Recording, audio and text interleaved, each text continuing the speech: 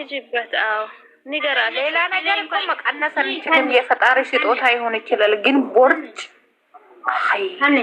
እግዚአብሔር አያደርግም። ግን ቢሆን ቦርጭ ቢኖር እኔ 4 ሱሪ ደርቤ ለብሼ እመጣለሁ። ለምን አንዱ ሲይዝ አንዱ ይቀንሳል? መጀመሪያ ለምን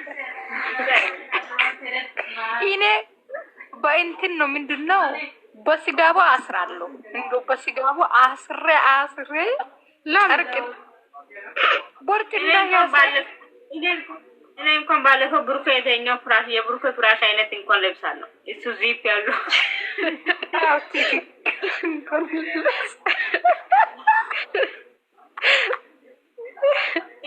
አልጋ ምናምን መግዛት ይቻላል።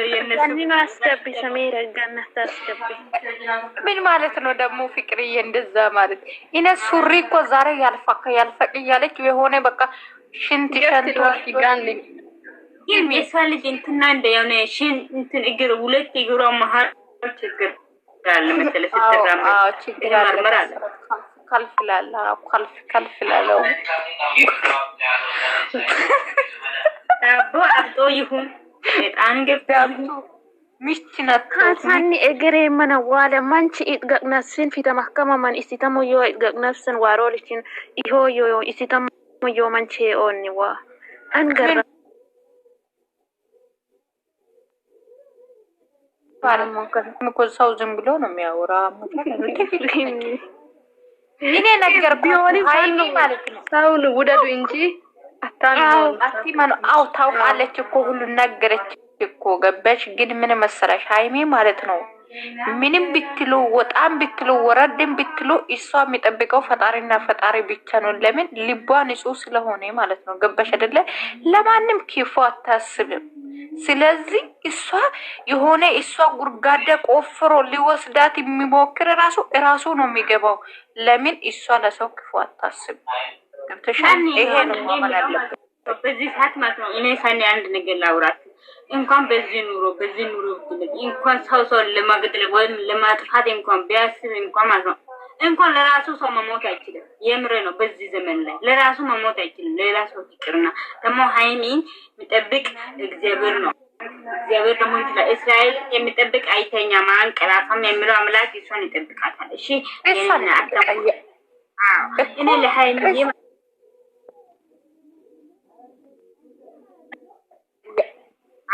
እኔ ለሃይሚ ጠላቶቹ ክፉዎቹ ጠላቶቹን ስጋዬን ሊበሉ ዘንድ እነሱ ተሰናከሉና ወደቀ የሚለው ቃል አታነዱም እንደ ሃይሚዬ? የኔ ፍቅር የኔ አንቡት ቆይ የኔ ሃይሚዬ አይደለችም ሳራ ነች። ሳራ ይሄ ነገር ማንበብ አለብሽ የኔ ቆንጆ አለች እንዴ ፍቅርዬ አለው ዩዘርዬ እናቴ ዩዘርዬ ለምን ደነሽ? ጠፋሽ እኮ ምን ሆነሽ ነው? በሰላም ነው? ግባለት ተገኘኝ ዛሬ። እስኪ አረ ደግሞ ይቀደናል። ረፊ ደህና ነሽ ወይ? በጣም ነው ናፈቅሽ እናቴ ምን ሆነሽ ነው?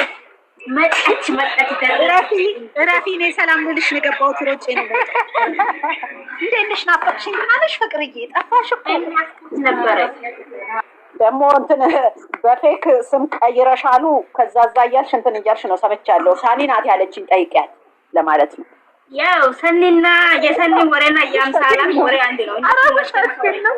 እኔ ላስቃችሁ ይሄ ነው ውሸቴን። እኔ ቆንጆ ወድሻለሁ። ጠፋሽ። ኧረ እኔ አውቃለሁ እና እኔም ወድሻለሁ። በጣም ነው የምወድሻለሁ። አከብርሻለሁ። ሰላም አመት እንዴት ዋላችሁ?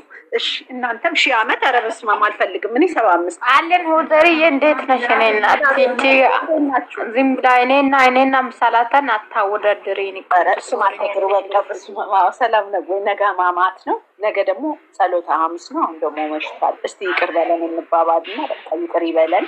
የበደል ነው ያጠፋ ነው ያወራ ነው ሁሉ ይቅር በለን። ቄሱ መጥተዋል። ሁሉም ቅም የሚይዝ ሰው ካለ እሱ በጣም መጥፎ ሰው ነው። እኔ ለማንም ቅም አልይዝም። እኔ ነገ ምንም ችግር የለም እኮ ከስቅለት በኋላማ እንጀምራለን። ምክንያቱም ቀዝቀዝ ይላል።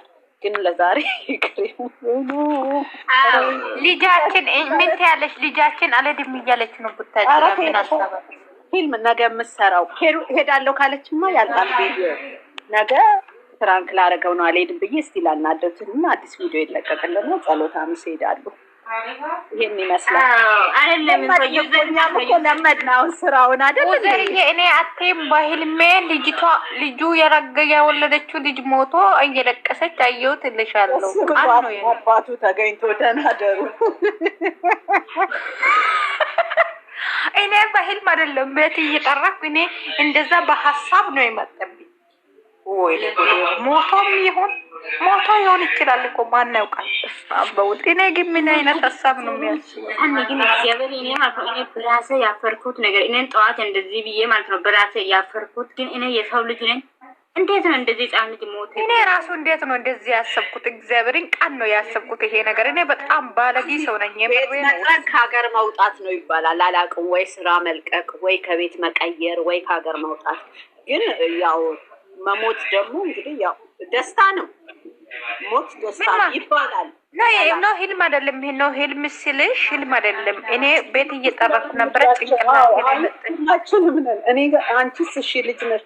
እኔ አለው አይደል ልጅ እናቶኜ በእነሱ የተነሳ ኃጢአት የገባው ይቅር በሉኝ እስኪ ዝም በይ። አሁን ሰው ደግሞ እኔ ራሴ በጣም ባለጌ ሰው መሆንን ነው ያወቅኩት። ለምን ልጅ የኔ እናት ማለት ነው አንቺ ያመጣሽው አሁን ባህሪያ ማለት ነው እንትን የነብሩክ ጋር ይጋጫል። ለምን ማለት ነው ቻው ትላለች። ይሄ ነገር ተነፍስ ነው የሚያወጡ ክፉ ነገር ደግሞ ቀልድ እንኳን መቀለድ አልቻልንም እኮ። ሁዘርዬ ትክክል ነሽ። አሁን ሀይ ማነች ፍቅር ያለችው ያንቺና የብሩክና የሄሚ አንድ ባህሪ ያላችሁ ለማለት አክል እኮ ተበድለን ነው። ተበድለን ሰው ሲበደል ይማራል። አየሽ ተማር። አንዴ ያስወጣል አንዴ ያስገባል። ኦኬ እንደዚህ ያልኩት ምክንያት ማለት ነው ስሜታቸው ሆነሽ እንደ ቅር እንዳትይ